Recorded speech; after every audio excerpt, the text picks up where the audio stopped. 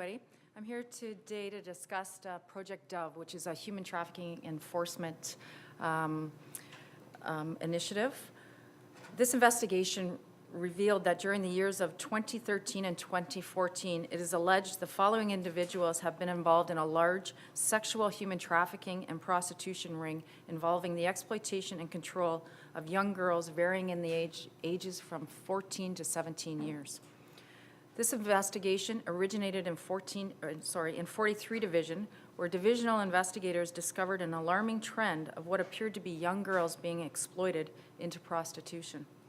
In March 2014, the investigation was turned over to the Human Trafficking Enforcement Team at Sex Crimes, and working in conjunction with members of 43 Division, Project Dove was commenced.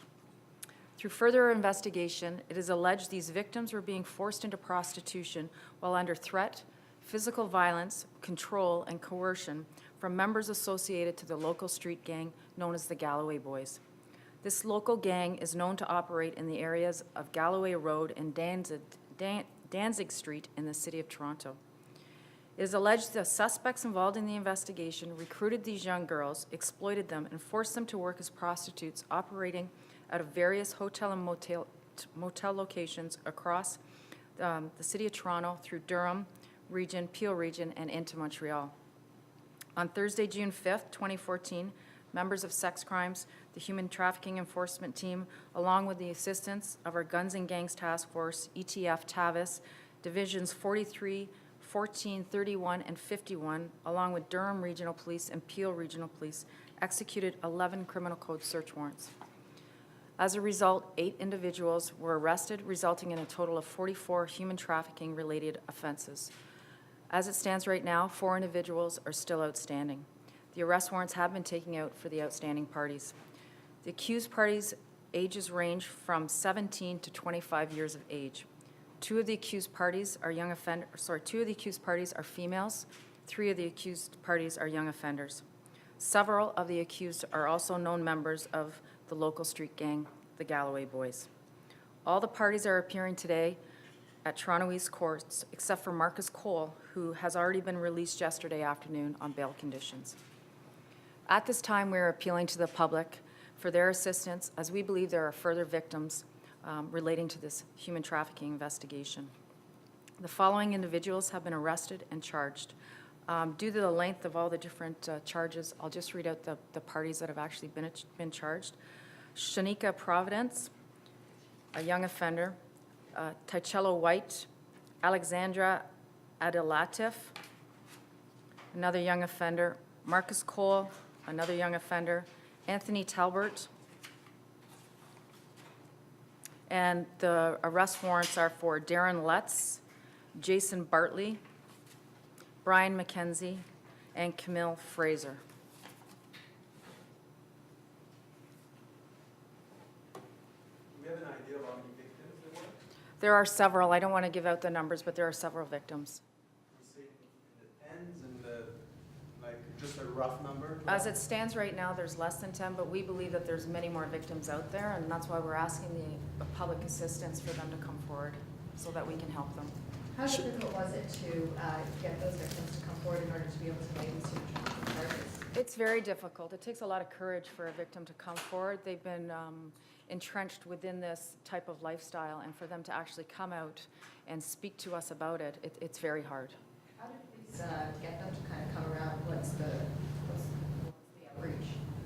Well, we use many different social services for that. We use Covenant House is a very strong supporter for us.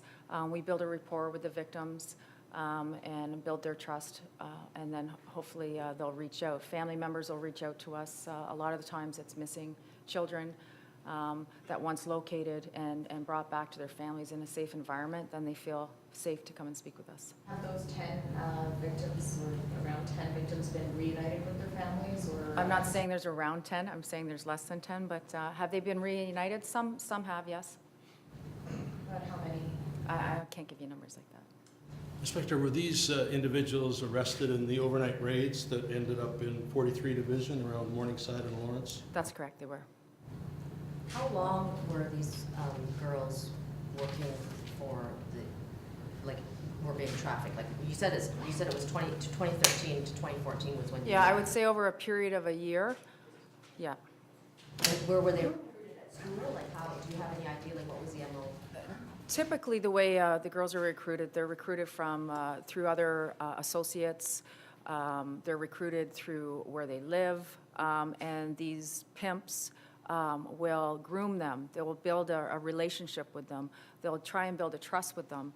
And in most cases, they try to make the victim believe that they're in love with them. You know, these victims sometimes are very vulnerable, and they're just looking for attention and some affection, and these pimps step in, and they know exactly what these young girls are looking for, and they feed off that, and then the relationship turns into a coercive, controlling, violent relationship where these girls are forced to perform prostitution and then turn their earnings over to these individuals. So, Inspector, I'm not sure if you said when the investigation began, but I'm just curious whether it's tied to the gang sweeps that were done at the two major operations out there in Val and Brazen 2 or something was done? No, nothing's tied to that. No, it did not. When was it that this began, this investigation? This investigation, it's a time period over the last year between 2013 and today. No crossover. Not into any of that stuff, no. Inspector, does this have anything to do with Tyler Burton, who was convicted of human trafficking? No. And is it usual for the warrants to be carried out throughout the GTA for human trafficking? Or like has this been done before in terms of search warrants? I don't know if it has been done before, yes. If we get a group of individuals that we believe are tied, whether organized crime or loosely tied, then we will conduct the search warrants in that during the same period. And does that have anything to do with the gang-related aspect? Because you mentioned that it was a local street gang, right, who was involved in this, but the reach is like across the GTA and Montreal. Right. So how does that come about with the local street gang? Well, it's amazing how mobile they are. They know that if they keep the victims moving, that they can avoid detection as quick. So especially when you move from province to province. The four people that you're seeking, do you have any idea where they might be geographically? We believe that they're in Toronto. Are you able at all to sort of elaborate? Is this a regular activity for this particular gang, or? Unfortunately, when it comes to gangs, and all gangs, whether it be traditional organized crime or street-level gangs, that yes, prostitution is often found, if not always found. It's as lucrative as drugs and guns, and sometimes it goes undetected. So in that respect, then, this is not an unusual case? No, it's not. Was anything seized as the warrants were carried out? Yes, there was a quantity of money seized. There was a vehicle seized that was used in the commission of the offense, and there was a lot of other evidence that supports all the charges. The four people that you're looking for, can you give us more information about them? No, just what you have, the names and the charges that you'll get a charge sheet afterwards to show exactly what charges are listed for them. And the other locations, or there were, you said that there were search warrants or that you basically worked with Peel and Durham to execute these search warrants. What was happening in Peel and Durham? Are they just homes that where people lived? Is that what you were, or were there like? There were other residents in both Peel and Durham, yes. Is the Toronto Police working with France at all in terms of the National Action Plan for human trafficking? Yes, we are. And is there like a progression in terms of human trafficking related investigations in Toronto, like over the past however many years? Like, has it been increasing or? I would say because of the human trafficking laws didn't come in, they came in relatively recently. As far as statistics go, we don't have a lot of statistics on human trafficking. Our first conviction for Toronto Police was with Burton, which was a couple weeks ago. But definitely sex crimes is very much put our resources into tackling this type of crime because of how prevalent it is and because of the victims are so young and being exploited in such a horrific manner that we feel that it's something that we really have to focus on.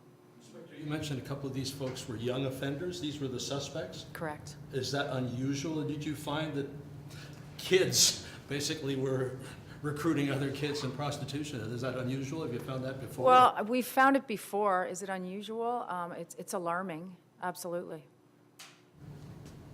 Were any of these charges at all made possible by the change in prostitution legislation? No, that hasn't been considered in these charges whatsoever.